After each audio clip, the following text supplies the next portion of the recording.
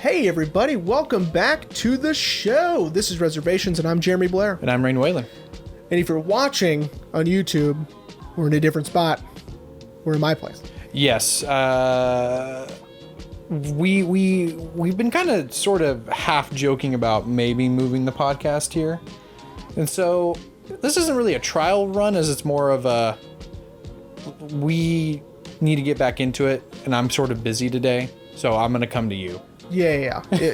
We need to get back. We need to jump back in after the holiday. Yeah, we hope everyone had a good holiday. Did you have a good holiday? It was good. A lot of traveling, but it was good. It was fun. I agree. I had 3 Thanksgivings I had to go to. I got you beat by 1. I had 4. So, why did you have 4? So check this out. So we had my mom on Tuesday. Okay, we had Cracker Barrel, so good. I had pancakes.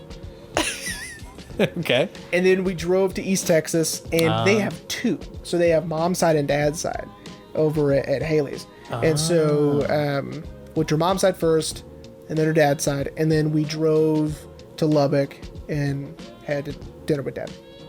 Yeah, so we did mom's first, because that was sooner. It was going to be at noon. Yeah. So we did mom's first, and we left and went to my dad's. Then we went to Ashley's family, and then it wasn't bad. It was just a little stressful. Yeah. We think next year, when it comes to my family at least, we're just gonna pick one, because doing 2 Thanksgivings is easy, but 3 is a little harder. It's a lot. Yeah. Yeah. So I completely agree with you. So we're like, we think next year only 2. Yeah. But yeah, we hope everyone had a good holiday and enjoyed their break from us yelling at them about movies. Yeah, but we're back. So we're back to do the same. Yeah. And this time about SLC Punk. SLC Punk, man. Yeah, man. I forgot how good this movie is. Like, I did too. Ashley showed it to me when we first started dating. And I really enjoyed it. And that was the only time I'd ever watched it. And so when I picked it, it was kind of an excuse just to watch it again. Mm-hmm. But the whole time I was watching, I was like, man, I forgot how good this movie is. Yeah. Which, sidebar, I want to kind of retract a statement from last week, previous episode, about how you said that it was the same writer and director for the sequel. Yeah. I get why he wanted to do it. Yeah. Because this movie ends perfectly with summing up how the punk scene it was going to die out. Yeah. And I think that's the point of the second one. But I don't know, man. He shouldn't have done it, especially because Heroin Bob shows up in it. Which is weird. Spoilers. Because he dies. He does die, yeah. So that's interesting. I don't... And also Machine Gun Kelly's in it. Then definitely not going to see that. 100%. No, thank you. Yeah. Not my thing. Not my jam. So Jeremy, where should we start with this movie? Well, that's a good question. So I think we can start with, let's do overall plot, and then we'll take an hour to praise Matthew Lillard. Yeah. And then 3-hour-long episode just saying how amazing Matthew Lillard was. And then we'll take another hour for the soundtrack, and then that should be okay, and then we'll be done. Okay. I like that. I like the structure. I like that Steve-O is getting us adapted to the punk scene in 1985 Salt Lake City. Yes. Right? I like that we're taking breaks. He's going, okay, let me explain this, right? Because you may not know, right? Yeah. Like with the beer. I didn't know that. I feel like someone had told me that Salt Lake City... Well, someone told me Salt Lake City was a dry county. Which, to those of you who listen in Lubbock, you know what I'm talking about. Used to be a dry county. To anyone who doesn't know, dry county means they are not allowed to sell alcohol within certain parameters.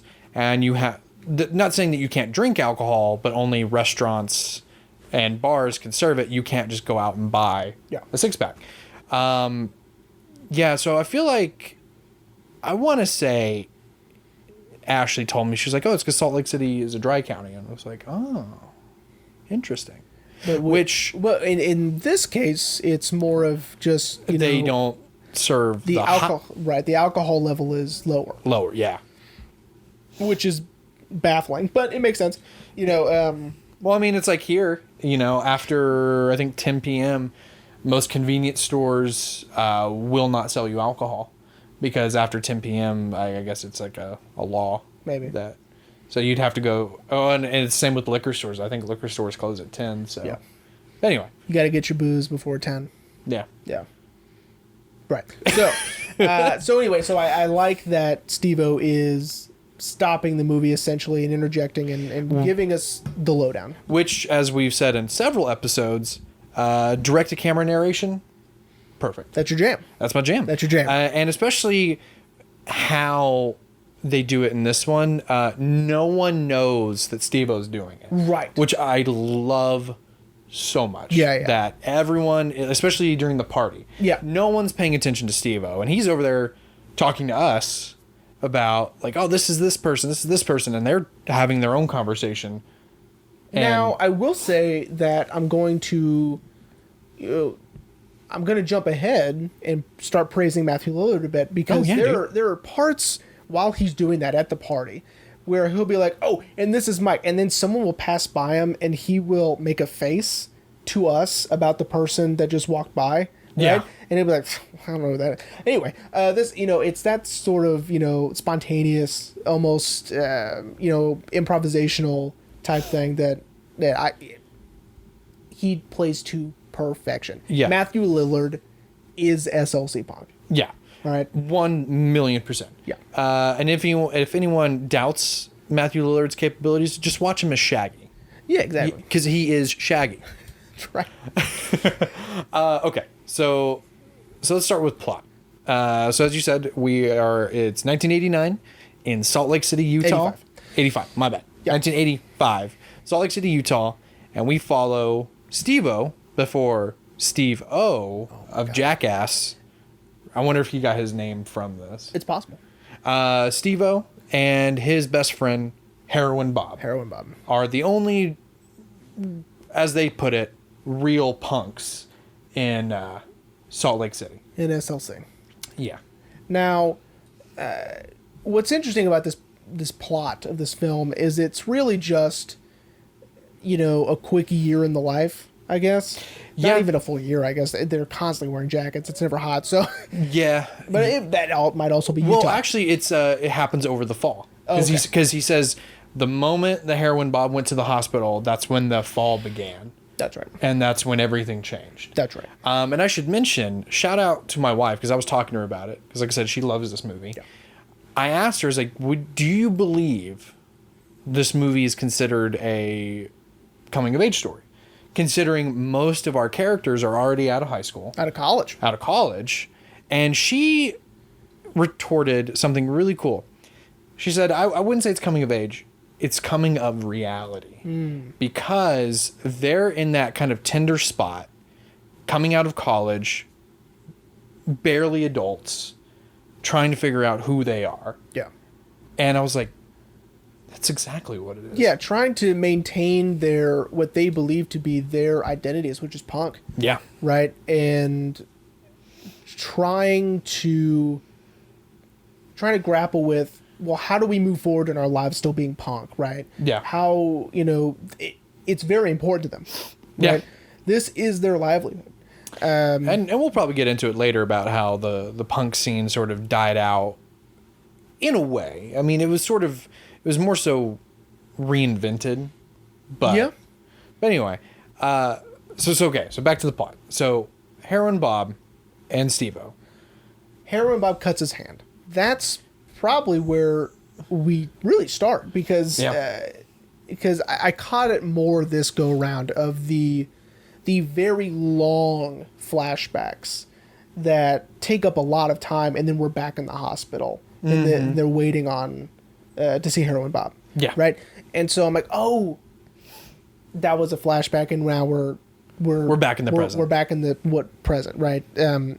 Which is fascinating, right? And I love that they're not afraid to, I guess unintentionally confuse you by it being so long, right? These flashbacks.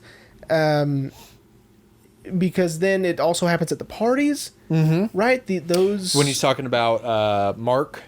Yeah. But really, the longest one is talking about the German gentleman. Mark. That's not Mark. Mark Yeah. is you're right, because that's Jason Segel is Mike. Damn it. We should mention Jason Segel's in this movie. Yeah. Who's playing the youngest character of their friend group. Mike is only 18. And I offered up this theory to Ashley because, he goes to... he goes to environmental... I was like, so what if he moved out of Salt Lake City and became Marshall Erickson and How I Met Your Mother? Yeah. The timeline doesn't track because it's 1985 in the movie and it's 2005 in How I Met Your Mother. And they're barely 26, I think. Anyway... But Ashley was like, wouldn't that be fucking funny? It would be great. I mean, it's funny that, just coincidentally that he's played two characters that care about the environment. Yeah. But you're right. Mark's is the longest, I think. Yeah. In terms of those flashbacks, because fans of Inglourious Bastards, what is his character's name? His cool name? Hugo Stieglitz. That's yeah. Right. And so his is long. Or if anyone hasn't seen Inglourious Bastards, how dare you? The one person who saw the Far Cry movie, he's in that. Oh, is he? Oh. Yeah.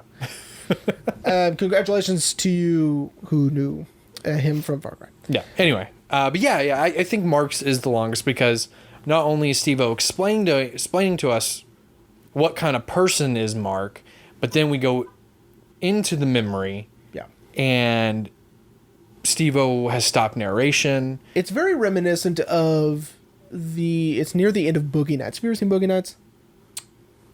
Not really. Oh. I just know Marky Wahlberg slangs that thing out. Yeah, so Mark Wahlberg is there with Tom Jane, and they go to Alfred Molina's house. Oh my God.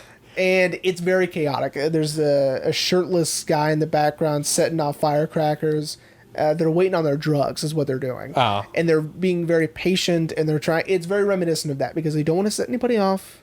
They just want everybody to be calm. They just want to get their drugs and get the fuck out. Their drugs and get the fuck out, which is what Steve and Bob are trying to do. But as he explains, Mark loves company. Mark loves company. Mark loves showing off all of his stuff.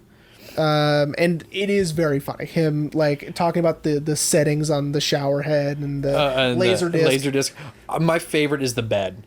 It's a water bed, but unlike a normal one, it doesn't make waves. And Steve-O's like, so then why don't you just get a regular mattress that doesn't do that? And he's like, because this one doesn't make waves. And he's smoothing out the sheets because this one doesn't make waves. And Steve-O's just like, okay. There were moments in the film where I just laughed out loud. Yeah, I really forgot how funny the movie was too. Yeah, I did too. So Haley was still awake at this point, and I was like, wait for it. And it's when he's meeting with his parents, right? And so we get this, we're just focused on the parents, right? It's Christopher McDonald and this other woman. Shout out to our Requiem for a Dream episode. Yes, and of course, shout out to anything Christopher McDonald does. He's amazing. Shooter McGavin. Yeah, Shooter McGavin. And so we're fixated on them, and then we'll be cut to Steve-O. Holy shit. It makes me laugh every time. And I'm just like, wait, you're not going to believe it. I never caught it the first time I saw it, but I caught it this time. You could kind of see the bald cap. Oh, the bald cap is bad, yeah. But it's still funny. And his little mannerisms to him, the nonverbal stuff he's doing. Or we ended the goddamn war in Vietnam. It's just too funny, bro. And again, Matthew Lillard is so goddamn charming. Yeah. He is just... Look. He's the coolest, man. Matthew, I love you. I forgive you for In the Name of the King. No one ever go see that movie because Matthew tries so hard, but that movie's terrible. It's like... Oh, and I even forgot to mention in the beginning, Haley and I have been watching the Twilight movies. And oh, God. Yeah, we're Breaking Dawn Part 1 and 2 is tonight. Oh, jeez. Oh, you're gonna double fist both of them? Yeah, we're gonna double fist both. God. And so with Matthew, it's funny you say that because Matthew Lillard in the name, I haven't seen the name. It's atrocious. Is like Michael waste of my time. It's like Michael Sheen in Twilight because he is so good. Oh, and it's like Robbie Pattinson. And he's trying his level best, man. You know, that's what this is. Anyway, and Dakota Fanning. she's not doing great. Have you so not far. watched The Alienist? See, I can do this now. I can get across to you. Oh yeah. Uh-oh. Uh-oh. Maybe not doing the podcast anymore. Anyway, so But you're right. I mean, Matthew Lillard is awesome. elevates everything. Especially in this one. His physical comedy, like what you're saying with the nonverbal stuff, is just as hysterical as when he actually opens his mouth and goes into this huge rant about how, you know, like, Dad, you so arrogantly saved the world for me. And I think what helps is his giant blue mohawk is just, Yeah. if I can, Future Rain, if you can find a GIF of that scene, put it up in front of us so people can see it. Yeah. Yeah, we don't have the thing. Yeah. Hopefully he doesn't have it superimposed here. I don't. No. Okay, good. Unless he covers up the Clockwork Orange one. Maybe, if we can see it. Yeah. Okay, so. All right. So back to we've been kind of going everywhere. I know. It's because because the movie's so good, and the movie itself is kind of it does all go back over and the forth place. a lot. Right. So there is the scene. We might not need to do the plot. We'll just go scene by scene. Probably. So there's a few times where Haley, you know, was either finally paying attention or, you know, half asleep and going, and she goes, "What the fuck is going on?" I go, "They're on acid." Oh yeah, with the so especially with the first guy, the Green Liberty Strike guy, Sean. Yeah. When he is tweaked out, you know, that's in his house. It's like a nightmare, right? Yeah. A nightmare sequence when he's in his house and he's talking about how someone killed his mom and replaced her. Satan killed his mom and turned her into a bull. Right. Wild. And I love the editing style of that. How it's just so chaotic and it's really putting you, you know, into what it feels like, right? It's very similar to Mirror where, you know, but of course it's a different editing style, but yeah, it's using the fog of the glass, right? Yeah. Of the cup, right? Yeah. It's putting you in this right frame of mind and in the emotion and how it feels for the character through editing, right? Yeah. And through visual. Yeah, we feel Sean's certainty that, hey, that is not my mom. That is the devil killed my mom and turned her into a bull. He's terrified. His paranoia is rampant, right? And of course, poor Sean. Yeah. We'll get to Sean. Yeah. Maybe. Who cares? Here, you know what? We catch up with Sean later on. Yeah. He's a beggar. I guess the acid has finally worked its way out of his system, but he's still sort of fucked up. And now that was another point where I laughed out loud is when he stands in front of that woman at the and yells and goes, "Hey!" You know, just like that. Well, if I knew how to sell clothes, I wouldn't be here now, would I? Oh my God. Well, it was just the hey, you know? Yeah. Well, and Who talks like that? I love that he's going in for a job with a shirt that says "fuck you" on it. Yes, that also made me laugh. Yeah. Again, I also forgot how funny this movie is.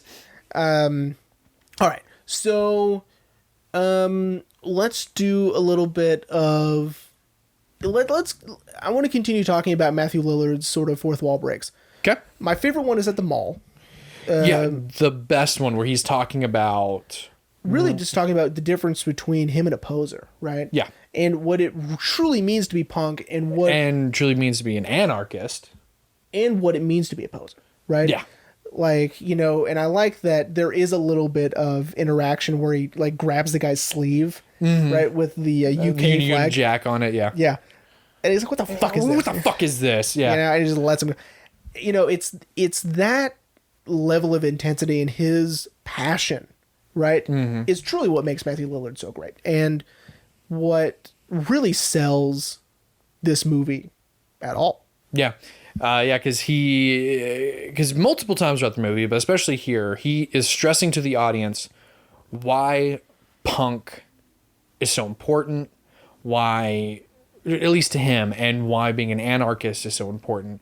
Because he goes into this huge tirade about the Sex Pistols, anarchy in the UK. Shout out to the Sex Pistols. Yeah. But the point he makes is like, yeah, they can get away with saying that in Britain, but what does that do for us here in America? That does nothing here. Yeah. And that's when we get the like what the fuck is this? Yeah. And I just love his rant, and it cuts really quickly, and it's so good, man. Like and he's so passionate. And they really tune in to the punk scene at that time. And it's it's so very fucking good. It's very anti-Ronald Reagan. Yeah. And I love that they have a TV in their apartment, Bob and Steve's apartment, but they just have a picture of Ronald Reagan taped to it. Yeah. Like, and they're just like staring at it. Yeah. Because we should mention that's their form of rebellion. They graduated college. Somehow they graduated. Well, in Steve-O's case, with like a 4.0. Yeah. Which, as he brings up later on, I don't know why I tried. Yeah. Even though he lies to his dad and says, I cheated, Dad. Yeah. But then he tells us, well, no, I did try. I don't know why I tried. Yeah. But yeah, so he and Bob, or at least Steve-O, they got out of college, and they decided, with all this knowledge that they learned for the last 4 years, they're just going to waste it by doing nothing. Absolutely nothing, which is odd. Because it's odd in the fact that maybe Steve-O's getting money from his parents. Maybe, because, they have an apartment. Yeah, they have... And the lights work, the only thing that doesn't work in their apartment is apparently, I guess, they have no central heating. Oh, yeah, because they're freezing. Because they're always cold. I do think it is... I didn't think about that, because I was thinking that last night. I was like... And it could be we're not supposed to think about it, but... But it makes sense, because, his dad picks him up, takes him out for lunch. Yeah. By the way, let's take a moment. I really like this portrayal of a son and his parents' relationship. Mm-hmm. Because, it's also reminiscent of Family Ties. I don't know if you've ever seen Family Ties. I mean, I haven't sat and watched... With baby Michael J. Fox. Yeah, dude. Shout out to Alex P. Keaton. And so, that's right. So in that show, it's a little different. So in that show, the parents are hippies. Right? And he's a Reaganite. Yeah. In this case, they're kind of both in their own way anarchists, right? And they're both pushing the status quo by, his parents were hippies, right? His parents were sort of, they're very liberal, right? Yeah. And he, with his new punk ideologies, it's almost like new hippies, right? These anarchists, the punks, and they do see eye to eye, right? There are things that, he's like, you know what, man, like, I get it. You're going to be a great lawyer. You know what I mean? Yeah. But you got to find a way, to push the envelope a different way, right? Yeah. They don't mind that he's trying to disrupt. It's just the way he's disrupting. But I do also love that they're like, I don't care your hair's blue. I don't care what jacket you're wearing. I don't care, right? Yeah. It's cool. By the way, his hair wasn't supposed to be blue. Yeah, I read that it was supposed to be bleach white, but the bleach that they used fucked him up. Yeah, messed up Matthew Lillard's head, so they had to dye his hair blue to hide that, because I think it made his scalp red. Yeah, and you could see through the white. Yeah, and so they put blue. And that's why, if you notice, in certain times it's bluer than it's supposed to be, because I guess they had just re-dyed it. But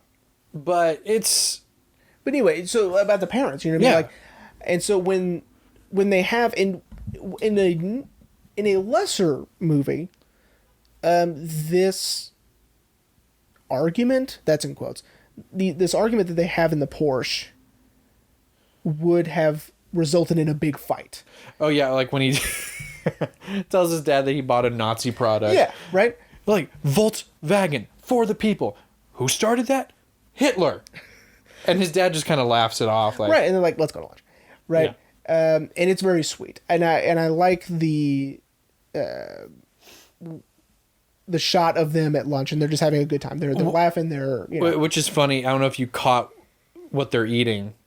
His dad's eating like a steak, and he's eating a hot dog with chips at this probably very fancy restaurant. I did not catch that. Yeah, I was just happy. I just looked over. I was like, he's just eating and it's a plain hot dog. Yeah, just bun and wiener. That's it. With chips. Bag of chips that he's at a very fancy restaurant. Yeah. That's really funny. Which I guess is, further to point that he's disrupting. Right. Okay. I want to talk about Heroin Bob a little bit. Yeah, man. Heroin Bob has a lot of problems. Heroin Bob does have a lot of problems. None of them are drugs. No. And I like that. I like that they are portraying you can still be punk. And you don't have to do drugs. And you don't have to do drugs to be punk. You know what I mean? Yeah. Yeah. Sure, he drinks, he smokes cigarettes, but that's it. And it's sort of when we get to Mike, you don't even have to dress a certain way to be punk either. Yeah. Right? Jason Segel's character Mike dresses like Mandark from Dexter's Lab. Even has his hair parted. He does, yeah. But as Steve-O says during the party, how hardcore he is, by intentionally pushing someone into Mike, and Mike slams his head into the wall like it was nothing. Yeah. Yeah. Mike's the best. Mike is the best. But I like that, this film is portraying punk in a way you wouldn't normally see, I think. Like, for a more recent example, if anyone's ever seen Green Room. Oh, fuck. That's more what you would think of stereotypical punk, right? These kids. I guess with the exception of, like, Anton Yelchin. Holy shit. R.I.P. Oh, man, that's a hard... It still is hard. To watch that movie? I really miss Anton Yelchin. Yeah, he was... Every time I see him in anything, I'm just like, come on, Did you ever see Odd Thomas? Yeah. Is it good? Yes. Okay. I've been debating to watch it. It's so much fun. Anyway. So that would be more traditional punk, or stereotypical punk. Yeah. And of course, what I like in Green Room is SLC Punk sort of lays the seed for mainstream audiences that punks hate Nazis, right? Yeah. And of course that is doubled down on in Green Room. Go see Green Room, by the way. Yeah. Jeremy Sumpter, Mac and Blair. Shout out to A24 making all the best movies. Yeah, and of course the director and the writer share my name because it's Jeremy Sumpter and it's Mac and Blair. So, and their movies are incredible, by the way. Blue Ruin and Green Room. Go see those. Anyway.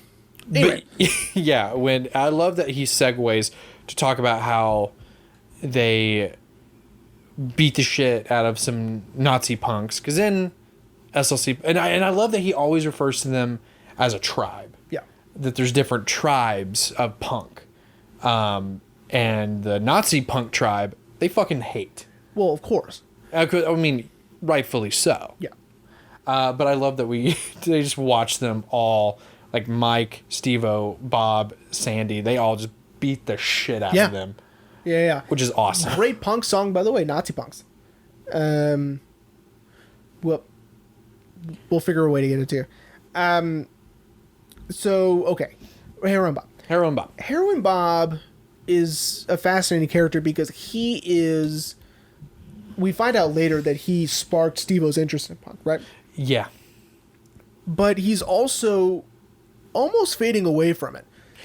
Yeah. In a way, right? I think it might also be that Steve-O is just terrified that he's going to leave. Or terrified that he is going to essentially grow up, right? In a way, because he is falling in love with... Trish. Thank you. That actress is great, and I knew her name until just now. She was in Haunting a Hill House. And in Midnight Mass. Which I still need to watch. She's great. It doesn't matter. So, I mean, it does, but it doesn't. Future Rain, help us out. Did you do that last time, by the way? Did you Future Rain things in there? Yeah. Okay, good. Yeah. I mean, it was only like a handful of things, but I actually remembered to do. Okay. Cool. Well, I mean, he should say he remembered. He remembered to do it. Anyway, so they're falling in love essentially, right? And Which it's almost sort of implied by Matthew Lillard that punks don't fall in love. Yeah, I don't know if that's a real thing. I don't think it is. It is, and I think again he's just afraid that Heroin Bob is going to be taken away from him, right? Yeah. And in this case, by a relationship. Yeah. To where, you know, like even Steve-O's relationship with Sandy is sort of, you know, as he says, you know, they have an agreement. They have that agreement, right? So he was emotionally closer than he thought. Yeah. But you know, on the surface level, he was trying to just keep an arm's length, right? Yeah. Like, I don't want to get tied down to anybody. I'm in it for the cause. Yeah. You know what I mean? For the long haul. Yeah. And clearly Sandy was in it more than he was. Yeah. But anyway, so Heroin Bob, I was so glad that Haley wasn't in the room yet when they took off the bandage, because I'm oh, she'll pass out. Don't come in here yet. Well, and it doesn't. I mean, I don't know if that's how badly infected it would have been, but yeah, I don't think. Yeah. Well, and also I don't think that's how it would have looked anyway. But it would have looked probably more. I don't know. Yeah, it's almost cartoonish gross. Yeah. You know what I mean? And he almost died. And then had to quarantine. Yeah. Oh shit. Yeah, so Heroin Bob kind of kicks the movie off, really. Yeah. As you were saying at the beginning, you know, with punching the mirror, cutting his hand, and then having to go to the hospital because his hand's infected. Mm-hmm. And then this, you know, leads Matthew Lillard. Oh God, Jesus Christ.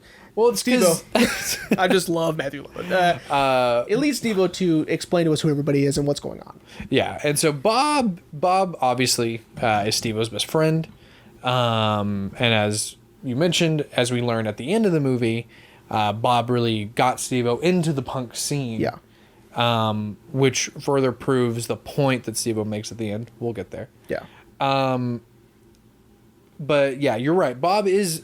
I think Bob is... Not necessarily. I think he's just weaning off a lot of the anarchist stuff. Mm-hmm. I think he'd rather just be considered, I'm a punk. That's what I am. Yeah. Because he doesn't tend to... He sort of stops doing a lot of the things that Steve-O talks about, like what makes them them. Right. Because he's happy with Trish. Mm-hmm. And as we see later on, he tries to sort of... Not necessarily make amends with his dad, but tries to...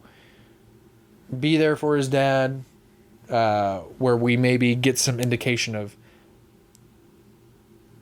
why Bob is the way he is. Yeah, and I really like that line that Steve-O says that, you know, now meeting his dad, I have a lot better idea of who my friend is. Yeah. Right? I know who Bob is now. Yeah. More than I ever did, because now I've met his dad. Yeah, and Bob even says, like, I don't want to be like my dad. Yeah. Which is kind of sad. Yeah, it's a really somber, sad sort of a deal, right? Because you can tell that Bob cares for his dad, but, you know, his dad doesn't know really who anyone is. Right. Bob's dad's crazy. And the crazy of, like, I don't know who you are, the CIA is watching me. How did you know it was my birthday? Kind of crazy. Yeah. When it was his birthday. And I think that's why it hits really hard when we get the reveal that Bob died. Because even though I would say Steve-O's the main character, it's a lot like Ferris Bueller's Day Off. Mm-hmm. Yeah, Ferris is the main character. He's talking directly to camera. But the story really is about Cameron. I've never seen it. I'm just kidding. I have a Ferris Bueller tattoo. Only for a brief, like very brief. I was like, no, don't you, nanosecond. Don't you fucking say like a nanosecond. You're like, wait a minute. I will walk out. The episode over.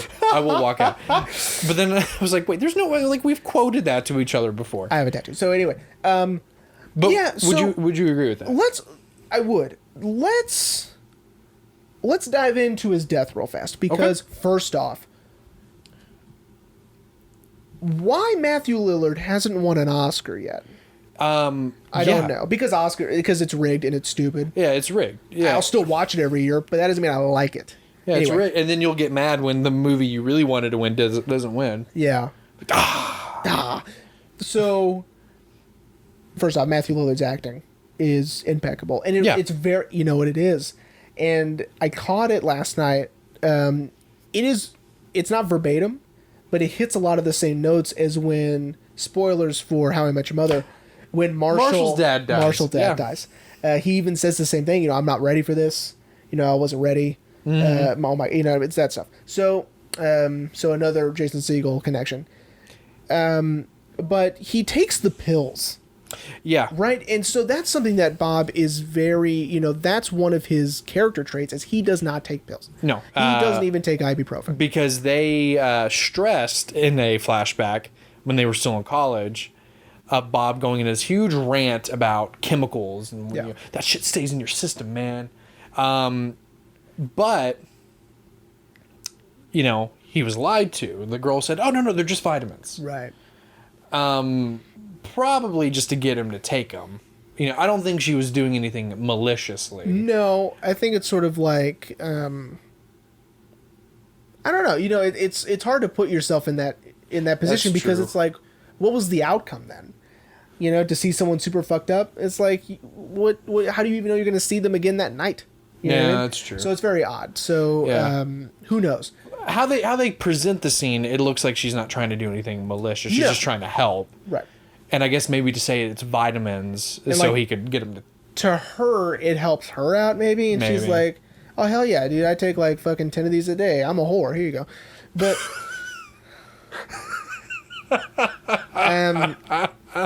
But here's the deal, is that he must have been in such a state because he believes her, number one. Yeah. Because, he at the hospital is like, don't fucking stick me with that poison, bro. You know what I mean? Like, yeah.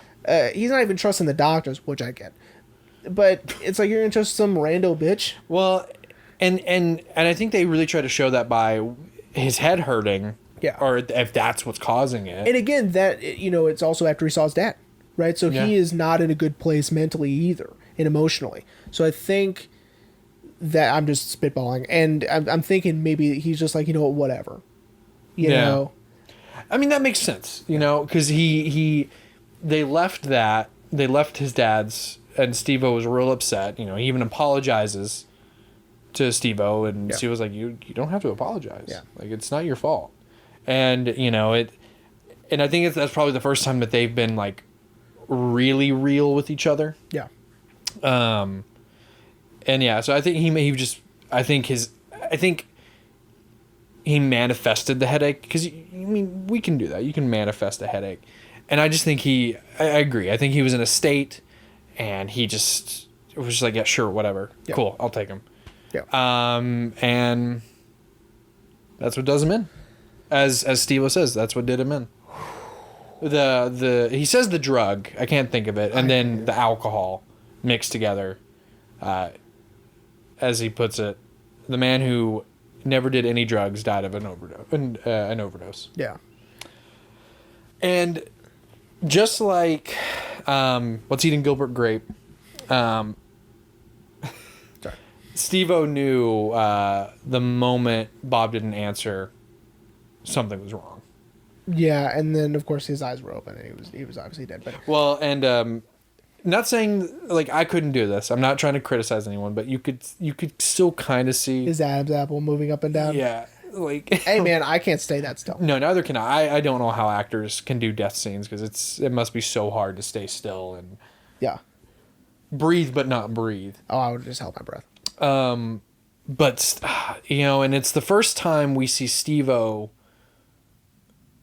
show us any other emotion besides anger and happiness, because we've seen him happy and angry, but we never see him sad. And this, not really. I mean, we've seen him sort of somber at like the Salt Flats, right? And then there's the time he was on acid with Sandy, right? Yeah. That scene. Yeah, we'll get to that. But you're right, and he's just devastated.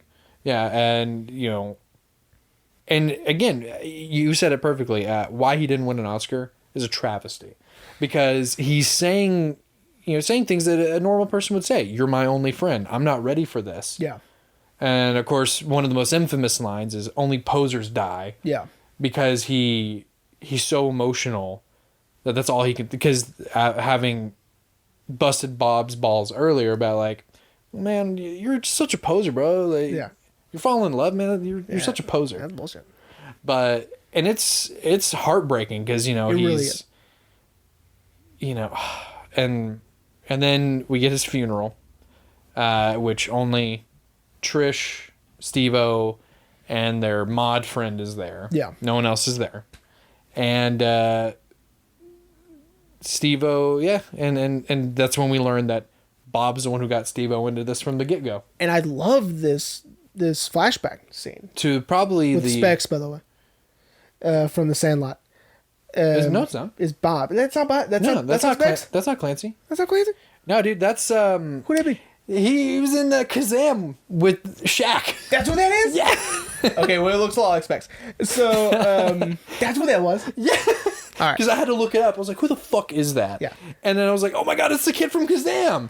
Not with Sinbad. No. With Shaq. Yeah, it's with Shaq. Shaquille O'Neal. And my favorite line is, when he puts in that record and Steve's like, what is it? It's new. Yeah. Because it's clearly probably the 70s. Yeah. Early 70s. Yeah. They would probably be in junior high. Yeah. At Early that 70s, yeah. Yeah. I would say like 8th grade, maybe. Maybe, yeah. Eh. Playing D&D? I mean, have we not learned anything from Stranger Things? That gets all the girls. Obviously. Yeah, but it's what kind of girls? You know what I mean?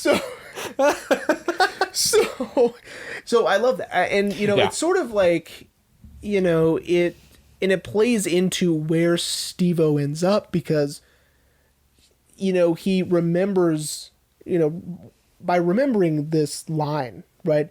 It's new, which means it's, it's disruptive. It's different, right? And it upsets people, right? Yeah. And that's all punk is. And so by remembering that, it's sort of like when someone talks about they don't like new jazz. They only like a certain era of jazz, not knowing that it evolved from something as well. So it's, by thinking of punk as not so much a moment in time, but as a sort of a philosophy to move forward. I think that's where Steve-O is like, I think now that I understand that I can essentially grow up. I can live, I can move forward. Yeah. Oh yeah. So before we get to the end scene, so you wanted to talk about his acid trip in the cemetery with Sandy. First off, the editing is amazing. I really, I forget the writer director's name, but Jonathan. Thanks. I really should have these written down. I don't write that stuff down. I do. I have notes, but I don't write things like that down. I don't have things like that down. I'm sure Future Rain will handle it for us. Thank you. So, it really is such a great scene of editing, right? It captures the paranoia. It captures the heightened anxiety. It captures his sort of sort of identity crisis, right? Yeah, because this is right before he tells the camera, after he calls Bob a poser for falling in love, where he's explaining to the camera essentially what depression is. Yeah. Because he is having an identity crisis. This is right before that. He's wandering through, or at least in his mind, he's wandering through the cemetery, not knowing where to go, seeing a river of blood flow through. Yeah. I love that. It just it comes out of nowhere, and he's just like, but is well enough to have sex with his girlfriend in the cemetery. Yeah. And I want to know how much they had to pay James Cameron to use a shot from Terminator 2 Judgment Day. Who knows? Because that is a shot for Terminator 2 Judgment Day. when Sandy's like, isn't it beautiful? And then the bomb drops. Shout out to Terminator 2 Judgment Day. The best one. I agree. James Cameron, Go fuck yourself. quit doing it for the money. Do it for the art. God, I hate you, James Cameron. I hate you. I accidentally got sort of into, not really a fight, but sort of a disagreement with my aunt because they were watching Avatar, which Give me a break. she was like, it's a good movie. I'm like, I'm not saying it's a bad movie. It is a good movie. He's making 4 sequels for money, not because he wanted to further. And also, it's going to backfire. Too much time has passed. So. Yep. Who the fuck cares about an almost 15-year-old movie? Yeah. Anyway. But yeah, and this really solidifies for Steve-O this sequence. He really doesn't know who he is. Right. Because he leading up to it, he thinks that that's a good idea. Because he says, so I did acid with Sandy at the cemetery or in the park, and then they end up going to a cemetery. Right. But then afterwards, he's depressed. Mm-hmm. He doesn't know who he is. He doesn't know, and of course, after he catches Sandy with someone else, he realizes, as he says, fuck anarchy. Because he's already witnessing in his own mind the death of Punk. Yeah. But he's trying to hold on to it at the same time. And was it at that same party where he's meeting with Chris? Yes. Yes. And Chris pretty much shatters his fucking beliefs. Yeah, and then of course he's looking around and he's seeing, that woman, that middle-aged Lady Gaga with her glasses, doing that. Apparently that's also Chris's sister. Is it really? Because he says it. Oh, that's right. That's right.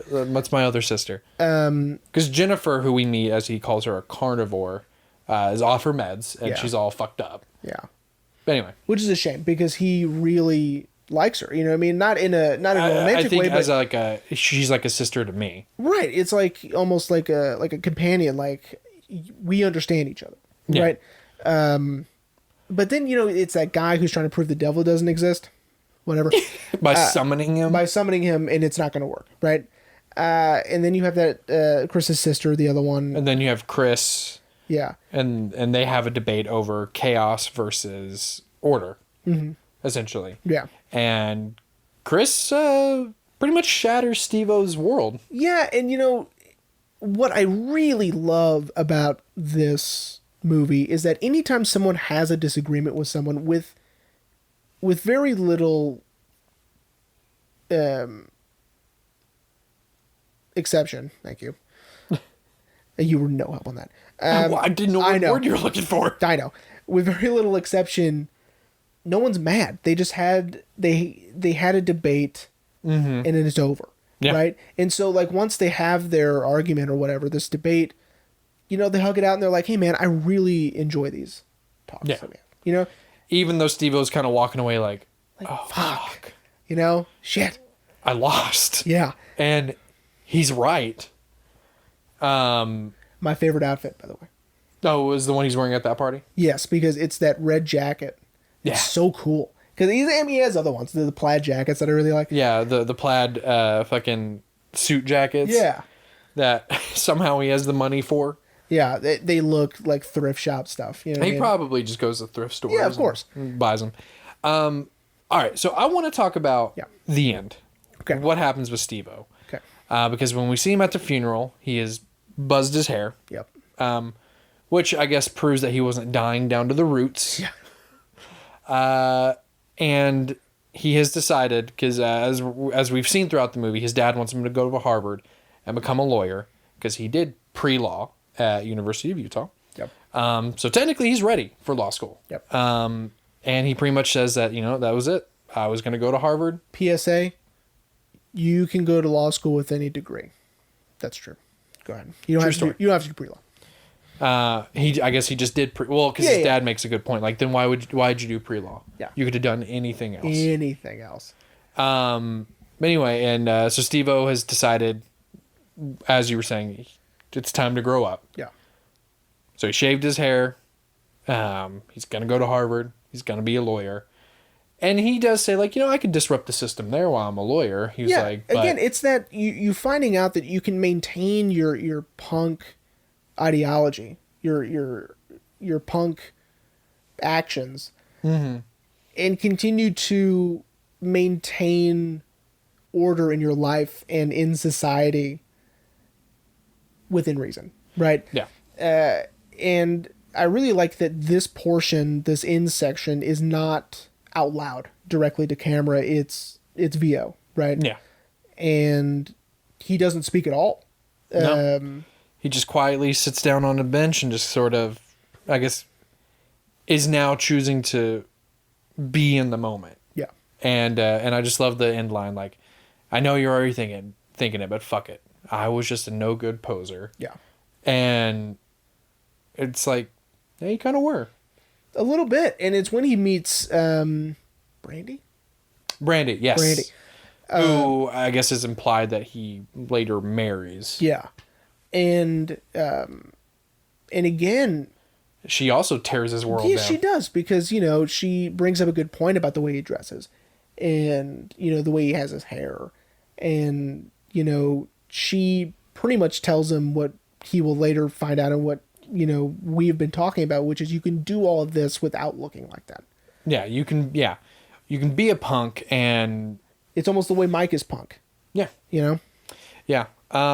Which brings me to a point I really wanted to talk about is how the punk scene itself didn't really die out, but it evolved, because I love Steve-O's line about, like, everyone debates about who started punk. Was it the Brits? Was it us? Yeah, sure, we may have done it louder and faster, but who cares? It's music. Who cares who started it? Yeah. And punk music as a whole has evolved, look at Green Day. Green Day is the best example I can give. Of like pop punk or like new stuff? Very punk, and then American Idiot was the switching point. Yeah. To what is now referred to as pop punk. Yeah. Catchy choruses. It's not as fast. It's a little bit more toned down. Yeah. Like, Kale is super into punk, by the way. Yeah. Kale really likes punk music. And it's making a comeback. I do an extent. It's the older stuff that I respect more as punk, like true punk. Oh, like 100%. I mean, I'm not going to go as far as like Gigi Allen. Like, that's crazy shit. That's like hardcore punk. Like, that's the crazy shit. Yeah. But I'm talking like Black Flag is a good example. Bad Religion. Yeah. Was it Dead Kennedys? Yeah. Fucking. There's some new, and there's a new punk band coming. I'll show you after the episode. Okay. I can't think of their name right off the top of my head, but I mean, the punk music is sort of coming back around again. These older punk bands, of course, have had to change their sound because the style of punk has gone away. The Liberty Spikes. I mean, some people still have it. Yeah. Shout out to Benji Madden. Yeah. Was it Benji? No, yeah, it's Benji. Sure, I don't know. Good Charlotte. Got it. Yes. Okay, yeah, you're right. I forgot about that guy. Is he the one married to Cameron Diaz? No, it's the other one. It's his brother. No, he's married to Cameron Diaz. Joel is married to Nicole Richie. Got it. So, but you're right. See, that's what happens when punk guys change. They get to marry the hottest girls. That's right. Well, I mean, except for Nicole Richie. I mean, except for Cameron Nicole Diaz. Richie. Yeah, Cameron Diaz. Anyway. Yeah. So, but I get what you're saying. I mean, it evolves. I don't think, I've never met Henry Rollins. I wish. But like, if you were to ask him, like, is this shit even punk? He'd probably be like, yeah. You know what I mean? Sure. Why not? Because it's not about so much the sound and the tradition. It's more about the intention and the reasoning behind it. It's about lyrics. It's about intention. It's not about the other stuff. Yeah, and that I think stuff fades away. And I think this is what a movie does a really good job of saying. It doesn't matter about the music. It doesn't matter about the look, like the look of punk. And what you've been saying too. It's how you're doing it. Yeah. Like Steve-O can still be a punk and be a lawyer. Yeah. Because he can upset the system in other ways. As he says, like, I can be a litigator and I can piss off judges. Yeah. I think the music and the look of the punk scene became synonymous. Mm-hmm. And so people thought, if you didn't look this way, well, then you're not punk. Right. Which, It's wrong. again, as the movie says, as Brandy says, it doesn't matter if you look like that. That's right. Yeah, but, yeah. Yeah, I mean, listen, again, this movie does a lot of things very, very well. Yeah. Casting Matthew Lillard is obviously the biggest one. Oh, yeah. 100%. I mean, especially considering this was only, I think, a year after he had done Scream. Yeah. And 2 years. 2 years. No, it was after Scream, I think. I think like a year after Scream. And then 2 years after he'd done Hackers. Hackers. Which I talked about in Mirror. Oh, that's right. Because Ashley bullied me into watching it. His character's name is Serial Killer. But as, like, cereal, Like cereal. Yeah, like cereal. Like eating cereal. And he... That's dumb, but I like it. He hardly hacks anything the whole movie. He's just there for comedic relief. Yeah, I mean, he's there to be Matthew Lillard. That's all that is. You know what I mean? Oh, by the way, go check out the American version of The Bridge. He's in that. And also Twin Peaks: The Return. He's in that. He's in that one. Yeah. Oh, shit. And Scooby-Doo. And Scooby-Doo 2, Monsters Unleashed. Yeah, well, duh. And yeah. every other Scooby-Doo thing... I have it right there on my shelf. Which one? Both. I have the combo pack. Scooby. Sidebar. I watched a video where someone says you should watch them in reverse. That's funny. Watch the second one first, because that one technically is the first movie. Because, I don't want to waste people's time. What? I'll talk to you about it off mic, because I don't want to waste people's time. Wow, you're blowing my mind about that right now. That's fine. Yeah, what you're saying is I should get off my knees, because I'm just blowing your mind right now. Yeah, that's right. That's insane. But yeah, man, I mean, I love the movie. It's so good. Yeah. Like, one of my favorite scenes is when they fuck with the Wyoming people. Yeah. Like, when they're like, what the hell happened to you boys? And Bob's like, oh, we're from England. Not putting on an accent. No. Partly because I'm sure he knew they probably don't know what people from England sound like. Yeah, well, yeah, we're from England. And then their friend, Nick.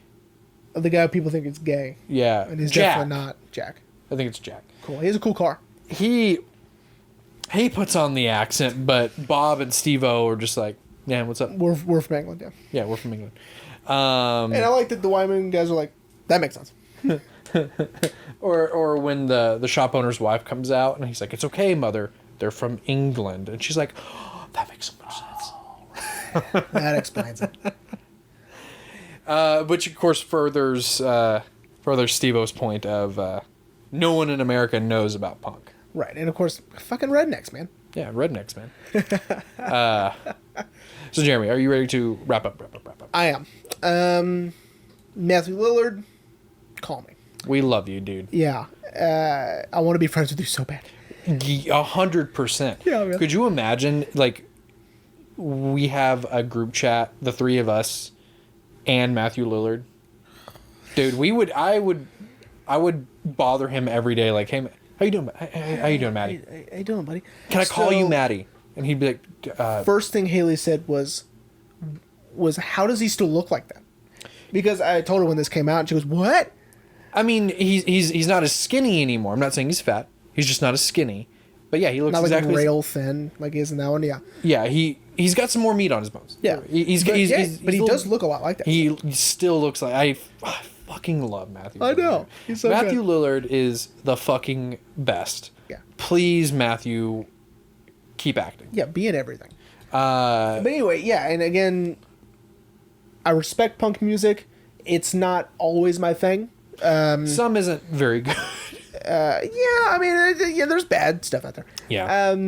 But even the good stuff, I'm like, I get it, but Yeah. you know, I mean, it's not for me. But again, this movie treats punk, in my opinion, very well.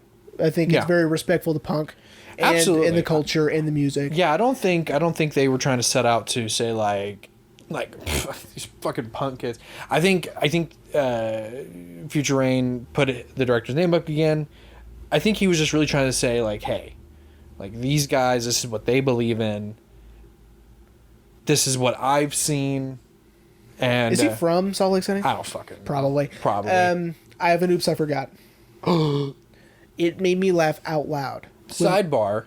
Yeah. Before you say your oops I forgot. Yeah. Future Rain is now going to put the oops I forgot as a chapter on the YouTube channel. Oh. So he doesn't have to edit oops I forgot right here anymore. Oh, nice. Speaking of which, if y'all like the chapters, let us know. Yeah, let us know. Which you don't. Yeah. For the YouTube, not for the Yeah. podcast. Anyway, your oops I forgot. I laughed out loud when the car wouldn't sink in the Salt Lake. Oh, yeah. Sink!